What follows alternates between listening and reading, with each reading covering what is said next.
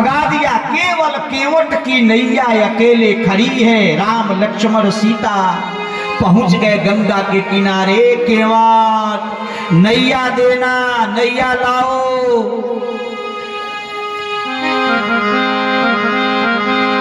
मांगी नावना केवट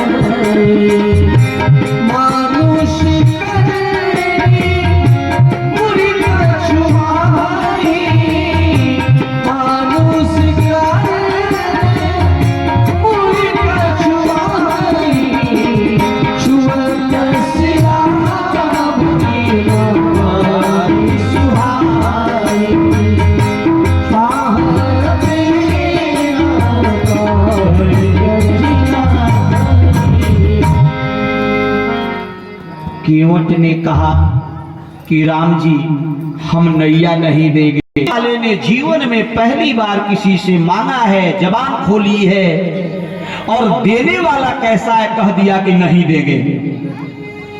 इतिहास की ये पहली घटना है महाराज। राम जी ने मांगा, केवट ने कह दिया हम नहीं देंगे।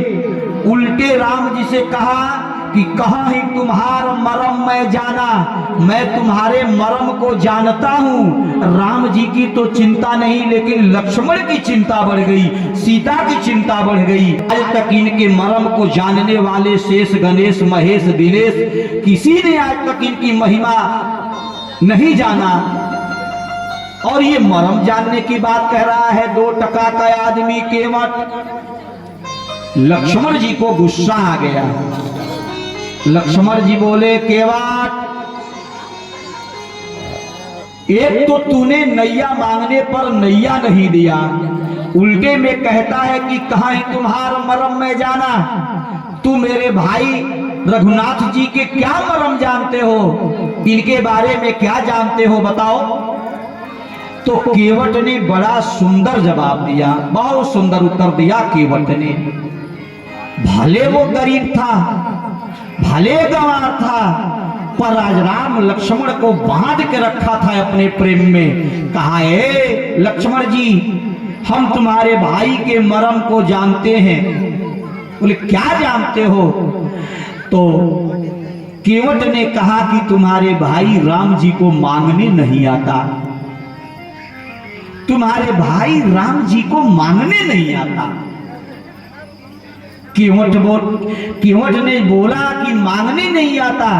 तो लक्ष्मण जी बोले मेरे भाई को मांगने नहीं आता, तुझे कैसे पता है? तो केवट ने कहा कि यही राम बामन बन करके गए थे राजा बलि के दरवाजे मांगने के लिए। तो मांगते मांगते मांगा तो 3 पग मांगा, लेकिन जब लेने लगा तो 3 लोक ले लिया। तेरे भाई को मांगना नहीं आता है, तेरे भाई के मांगने में भी डर छिपा है। पहला मरम तो ये मैं बताया। लक्ष्मण जी बोले और कोई मरम? बोले हाँ और मरम है। तुम्हारे भाई राम जी को केवल जीव को तारना आता है, जीव को तारना आता है, पर राम जी को तैरना नहीं आता है। अगर तैरना आता होता तो गंगा को तैर कर पार कर जाते। ये केवल तारना जानता है, तैरना तेरा भाई नहीं जानता है। ये मरम मैं जान गया हूँ। लक्ष्मण जी ने अपने भाई रघुनाथ जी की तरफ देखा। हमारे राम जी बोले केवल ठीक कह रहा है, हमें तैरना नहीं आता, केवल जीव को तारना आता है हमें। लक्ष्मण जी बोले और कुछ भी? केवट बोला कि और मरम जानता हूं, तुम्हारे भाई किसी को दे देते हैं तो दे करके छोटा बना देते हैं, लेकिन जिससे मांगते हैं उसको संसार का सबसे बड़ा व्यक्ति बना देते हैं। अब देखो मेरे दरवाजे पर आकर मुझसे मांग रहे हैं, जब तक यह धरा रहेगी, जब तक वसुंधरा रहेगी, जब तक सूरज चांद रहेगा, जब तक धरा पर सागर रहेंगे, जब तक राम कथा रहेगी, तब तक राम जी के साथ में केवट की कथा होती रहेगी कि केवट से राम जी ने मांगा है और हम केवट राम को देने वाले बन गए। आज से राम भले दुनिया को देते हैं पर हम तो राम को देने वाले हैं। हम भले गरीब हैं तो क्या है, पर हम तो राम को भी देने वाले बन गए। अपने गरीबी को भी संवार लिया केवट ने। बोले लक्ष्मण जी की और कोई मरम जानता है? तो केवट ने कहा कि और मरम जानता हूं। देखो तुम्हारे राम जी और हम दोनों की एक जाति है। भले मैं जाति से केवट हूं पर तुम्हारे भाई राम भी केवट है। फर्क इतना है कि वो भवसागर से खेकर पार लगाते हैं लोगों को और हम गंगा सागर से लगाते हैं पार लोगों को। वो भवसागर से पार लगाते, हम गंगा सागर से पार लगाते। तेरा भाई साधु लोगों को पार करता है, तिलकधारी लोगों को पार करता है, भक्तों को पार करता है, पर ये केवट का घाट है, यहाँ से चोर भी पार उतार दिए जाते हैं। मेरा वो घाट है जो सब यहाँ से पार उतर जाते हैं। तेरा भाई केवट और मैं भी केवट। लक्ष्मण जी को गुस्सा आ रहा था केवट की बात सुन करके। अच्छा जानते हैं ये केवट कौन था? केवट के पास इतनी बुद्धि आई कहां से? केवट साधारण नहीं था। भले वो मलाह था, नाविक था, पर इसका इतिहास 2 मिनट में जान लीजिए। वशिष्ठ का पुत्र है ये, गुरु वशिष्ठ का पुत्र है ये केवट। गुरु वशिष्ठ के आश्रम में एक राजा रोज जाता था, चरणों में निवेदन करता था, ए गुरुदेव हमें पुत्र नहीं है, आपके आशीर्वाद से एक हमें पुत्र हो जाता। गुरु वशिष्ठ ने कहा कि तुम्हारे भाग्य में पुत्र नहीं है, इसलिए व्यर्थ परेशान न करो।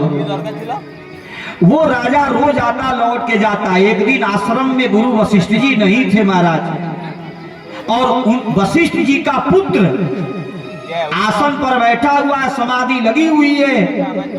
तभी महाराज राजा आया, और राजा आज वशिष्ठ जी नहीं थे तो उनके पुत्र के चरणों में मस्तक लगा दिया, प्रणाम किया। और वशिष्ठ जी के पुत्र ने कहा कि राजन तुम्हारे मनोरथ पूर्ण होंगे, क्या चाहिए तुम्हें? राजा ने कहा कि हे महर्षि हमें संतान नहीं है, हमें एक संतान चाहिए। और वह वशिष्ठ के पुत्र ने कहा कि तुम्हें संतान होगा, जा राम राम राम कहो तुम्हें संतान होंगे, जा राम राम राम कहो तुम्हें संतान होंगे। इतना सुन करके राजा तो वह पागल हो गया कि हमें संतान होंगे। जैसे वहां से वो चला, वशिष्ठ जी मिल गए। वशिष्ठ जी ने पूछा राजन क्या हुआ? राजन ने कहा कि आपके पुत्र ने मुझे आशीर्वाद दे दिया और उन्होंने कहा है कि राम राम राम कहो संतान होंगे, इसलिए अब मैं संतान वाला हो जाऊंगा। वशिष्ठ जी आश्रम में गए, अपने पुत्र को श्राप दे दिया। कहा तूने राजा को 3 बार राम राम राम कहने के लिए कह दिया। अरे एक बार राम कहने से तो कुछ भी हो सकता है, तूने राम शब्द का तूने अर्थ नहीं समझा मूर्ख बालक, और राम राम 3 बार कहने का तूने कह दिया राजा को, इसलिए हम तुम्हें श्राप देते हैं तुम्हारा 3 जन्म बिगड़ जाए, तुम्हारी मृत्यु हो जाए, तुम्हारा 3 जन्म बिगड़ जाए। और इसी के साथ वह बालक उसका प्रणाम तो हो गया, बालक